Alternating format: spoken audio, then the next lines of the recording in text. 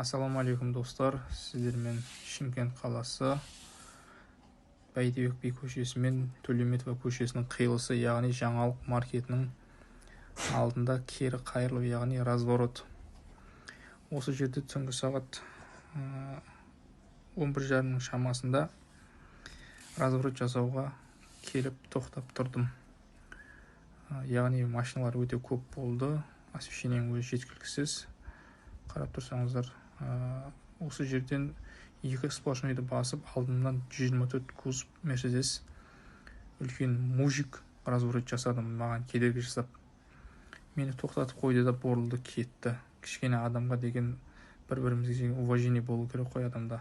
Менің артымда келіп тұрды, кезек, мен бұрылып кетем, менен кейін бұрылу керек еді. Дәл солай кезекте тұрған адамдар болды, артында көліктер. Бұрылды, кетті. Ешқандай авария жоқ, басқа жоқ. Бұрылды да сызып қалды.